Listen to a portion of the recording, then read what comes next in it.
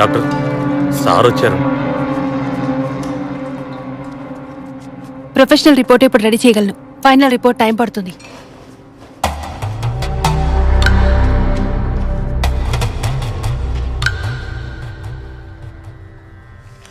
రిపోర్ట్లో ఏముంది?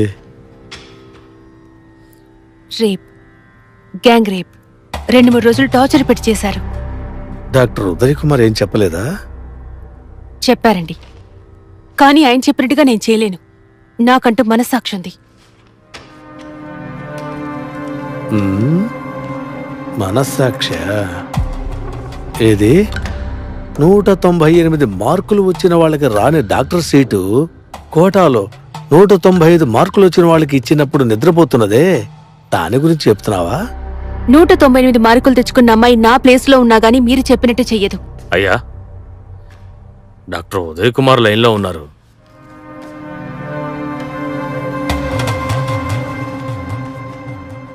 డాక్టర్, మీ అసిస్టెంట్ రాసే రిపోర్టు డిస్ట్రిక్ట్లో ప్రశాంతత లేకుండా చేసేలా ఉందే. ఈ అమ్మాయి రాసిన రిపోర్టుని మా ఏఎస్పీ చూశాడే అనుకోండి, మలేరియా పోయి మీకు జాండీస్ వస్తుంది.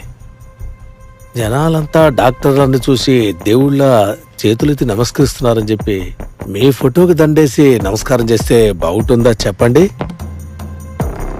అర్థం చేసుకోండి డాక్టర్.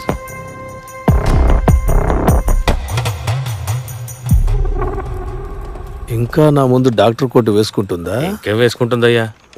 సార్, కుమార్ అతనికి సంబంధించిన వాళ్ళపైన కంప్లైంట్ ఫైల్ అడిగారు కదా, తీసుకొచ్చాను సార్. ఓహో, మన స్టేషన్లో ఇన్ని కేసు ఫైల్ చేశారా? అయితే నేను చెప్తాను ఏ కేసు ఫైల్ చేయరన్నమాట.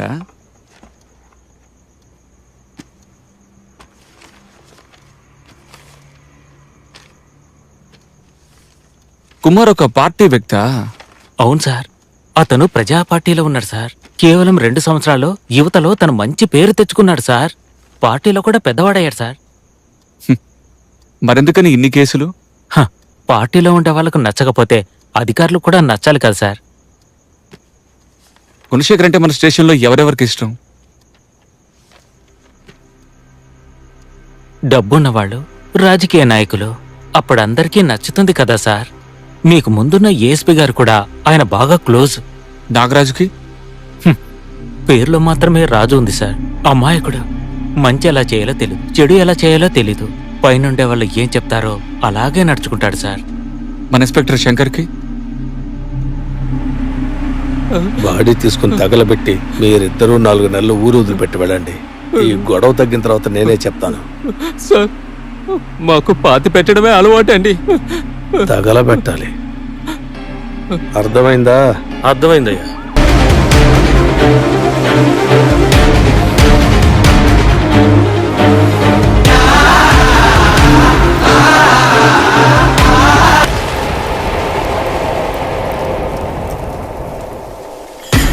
కుమార్, విషయం తెలిసి వెళ్లేలోగా ఆ పోలీసులు అన్నిటినీ పూర్తి చేసేశారా.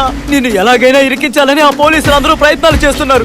నువ్వు దాక్కున్న విషయం తెలుసుకొని నువ్వే హత్య చేసావని నీ మీద, మీ నాన్నగారి మీద పోలీసులు కేసు ఫైల్ చేశారు. కుమార్, ఆ శాంతి చాలా పాపంరా. మన ఇంటి ఆడబిడ్డలు కనిపించకుండా పోయినప్పటి నుంచి పోలీస్ స్టేషన్ చుట్టూ, పోలీసులు చుట్టూ తిరుగుతూనే ఉంది. ఒక్క పోలీసు కూడా లెక్క చేయడం లేదురా. కుమారు, వాళ్ళది మనలాంటి ప్రాణమే. మనకు బాధ అవుతుందని వాళ్ళకి ఎప్పుడు అర్థమవుతుందిరా.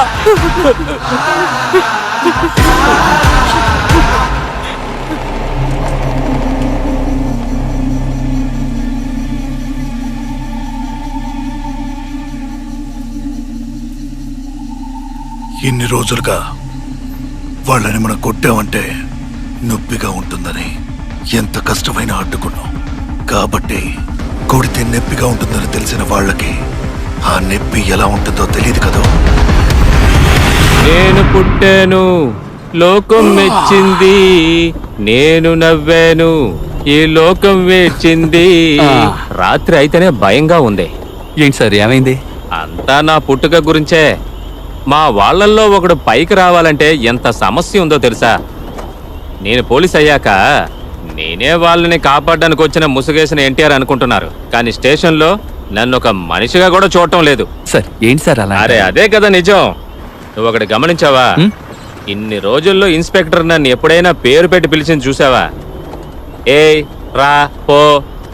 సార్ కానీ విజయ్ సార్ ఊరుకోవయ్యా, నా మీద ఏం కోపమో తెలియటం లేదు ఆయనకి. ఎప్పుడు చూసినా నన్నే తిడుతూ ఉన్నాడు. ఇన్స్పెక్టర్ ఏ రోజైనా ఒక మాట అనడం విన్నావా? ఏవైనా సరే వాళ్ళందరూ ఒకేలాంటి వాళ్ళని లోపల ఉంటుంది కదా. అలాగా సార్ కూడా వాళ్ళ వాళ్ళ ఏమి తెలియనట్టే అడుగుతున్నావు?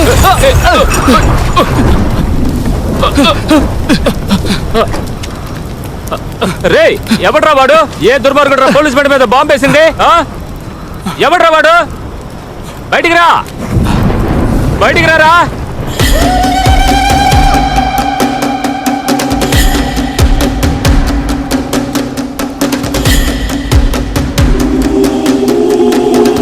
కుమార్, స్టేషన్లో అందరూ నువ్వు తీవ్రవాదిగా మారేవన్నా కూడా నేను నమ్మలేదురా. కానీ నీతో చదువుకున్న వాడి మీద బాంబు వేయడానికి కూడా ఆలోచించలేదు కదా. మరి అందరూ నేను ఎలా పిలుస్తారు? ప్రాణాలు తీయాలనుకుంటే జీబ్ ఒకటే తగలబడిపోయేది కాదు. రేయ్, ఈ తుపాకీ చూపించే మా వాళ్ళని భయపెట్టి తప్పుడు సాక్ష్యం చెప్పించుకున్నారా? మా పిల్లల్ని చంపిన వాడి సంగతి నేను చూసుకుంటాను. మా వాళ్ళు బయటికి రావాలి, లేదంటే పోలీస్ స్టేషన్ మీ కళ్ళ ముందే మండుతుంది. బగబగ మండే మంటకి నాతో చదివిన వాడు ఎవడో, నా బంధువు ఎవరని కూడా తెలీదు.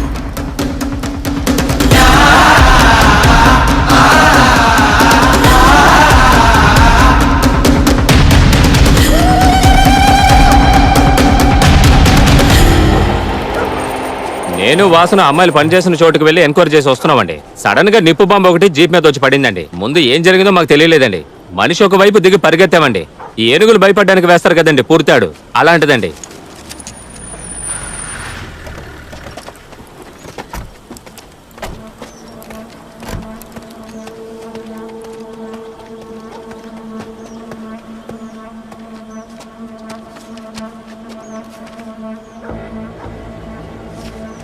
పుడతాడంటే దగ్గర నుంచి విసరగలరావు. సార్ ఎవరిని చూడలేదా మరి? లేదు సార్. మొత్తం ఎంతమంది? 6 ఒకరి ముఖాన్ని కూడా చూడలేదా? అందరూ ముఖాన్ని మూసుకున్నారు సార్. మేము దిగి తరిమాము, వాళ్ళు చీకట్లోకి పారిపోయారు సార్.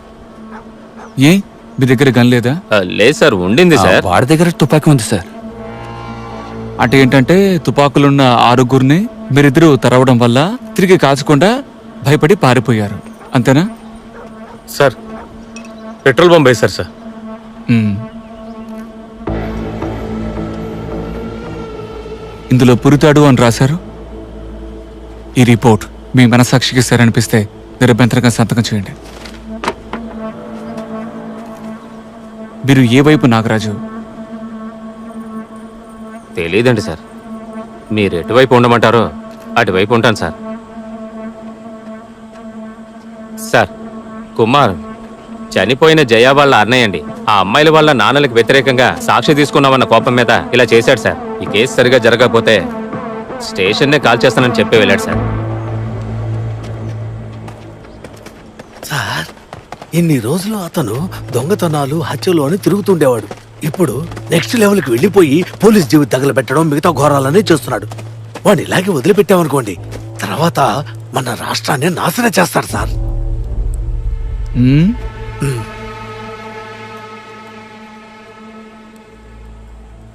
ఈ కేసుని మీకు అప్పగించడం నా తప్పే.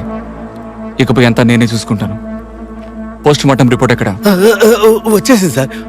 ఒక ప్రాబ్లం కూడా లేదు. మీరు ఒకే ఒక సంతకం చేశారంటే కేసు క్లోజ్ చేయొచ్చు. కాంట్రాక్టర్ గుణశేఖర్ని స్టేషన్కి రమ్మనండి. గుణశేఖర్నే? ఆయన్ని మనం ఎందుకు ఎంక్వైరీ చేయాలి సార్? నేను రమ్మనేగా చెప్పాను. ఎంక్వైరీని చెప్పనే లేదే. ఎంక్వైరీ చేస్తే ఏమైనా నిజం తెలుస్తుంది అంటారా? సార్, మీ మంచి కోసమే చెప్తున్నాను సార్. ఆయన బాగా ఇన్ఫ్లుయెన్స్ ఉన్న వ్యక్తి సార్. ఈ దరిద్రం కోసమే. ఫస్ట్ మీరు అది ఇది అని చెప్పడం మానుకోండి. అదేంటి అది ఇది? వాళ్ళేమైనా జంతువులు అనుకుంటున్నారా, లేక వేరే గ్రహం నుంచి వచ్చారా? కుక్కల్ని పావులు పేరు పెట్టి పిలుస్తున్నారు. వీళ్ళకేంటి తక్కువ? ఇదే మీకు ఇచ్చే లాస్ట్ వార్నింగ్. Sorry sir.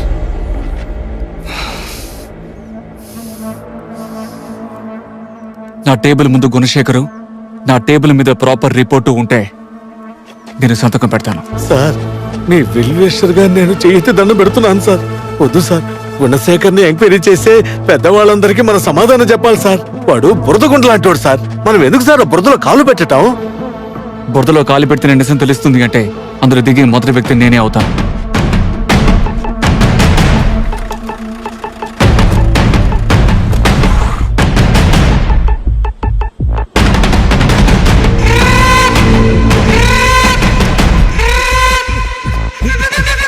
దిక్కుమాలిన కుక్క వాడు ఏం చెప్పేస్తున్నాడు విన్నావా?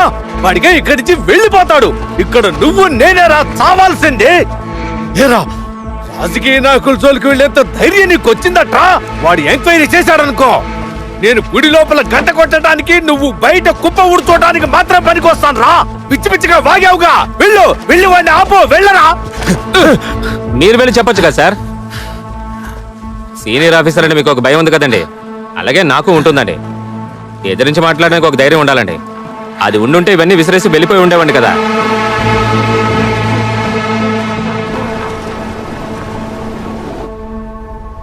కుమార్ ఊరికి పోనివ్వండి.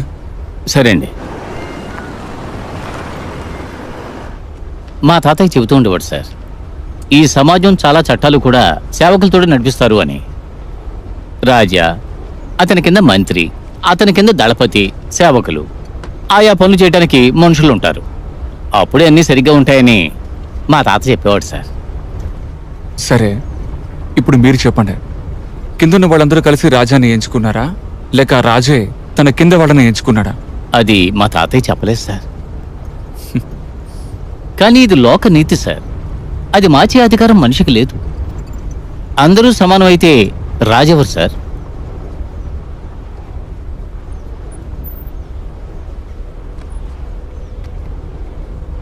అందరూ సమానమైతే ఎవరు రాజు అయ్యేది?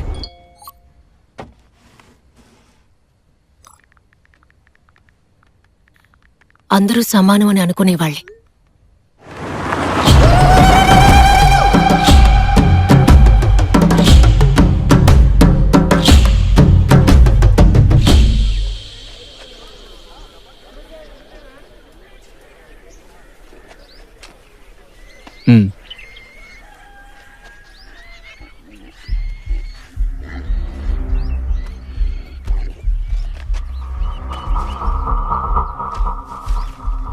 జగన్నాథం, బాలు, పరశురాం, ముత్తయ్య, ఈ నలుగురు ఆ అమ్మాయిల తండ్రులకి వ్యతిరేకంగా సాక్ష్యం చెప్పారు. మిమ్మల్ని ఎంక్వైరీ చేయాలి. ముందుకు రండి. వాళ్ళంతా ఊర్లో 2 రోజులు లేరు సార్. ఎక్కడికి వెళ్ళారో తెలియటం లేదు. కుమార్ ఎక్కడున్నాడో ఎవరికైనా తెలుసా? పోలీస్ జీబుని తగలబెట్టాడు. ఎవరైనా హెల్ప్ చేయాలనుకుంటే వాళ్ళని కూడా అరెస్ట్ చేయాల్సి వస్తుంది. సార్, వాడు ఊర్లో ఉంటే మీ పోలీస్ స్టేషన్ లో కదా ఉంటాడు. అక్కడికి వెళ్ళి చూడండి.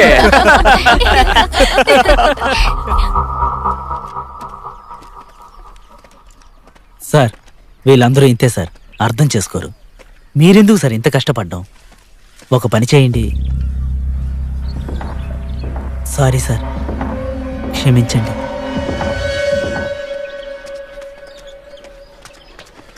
విషయం ఏంటంట? కుమార్ని వెతుక్కుంటూ వచ్చారు.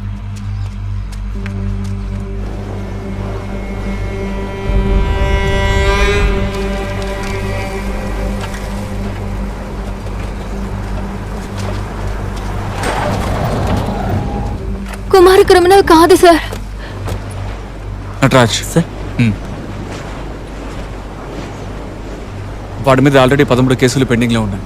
స్కూల్ చదువుకునేటప్పుడు గంజాయి అమ్మాడు, మినీ బస్ కండక్టర్ని కొట్టాడు, కలెక్టర్ ఆఫీస్కి బాంబు బెదిరింపు పంపాడు, మినిస్టర్ మీటింగ్లకు చొరపడి వైలెన్స్ క్రియేట్ చేశాడు. అంతెందుకు కొన్నిసారి మీ వాళ్ళ మ్యాటర్లో కూడా. మీ వాళ్ళని తీసుకెళ్తే బస్సును రోజు కడగాలని కండక్టర్ చెప్పాడు. చదువుతున్నప్పుడు గంజా ఎందుకు అమ్మారని ఎదిరించాడు. కానీ గంజా అమ్మిన కేసు వీడి మీదే. మినిస్టర్ ఈ ఊరికేం చేయలేదని పోరాటం చేశాడు. గొడవ చేశాడని అరెస్ట్ చేశారు. కలెక్టర్ ఆఫీస్లో బాంబ్ థ్రెటన్ చేసింది ఎవరో కనిపెట్టలేకపోయారు.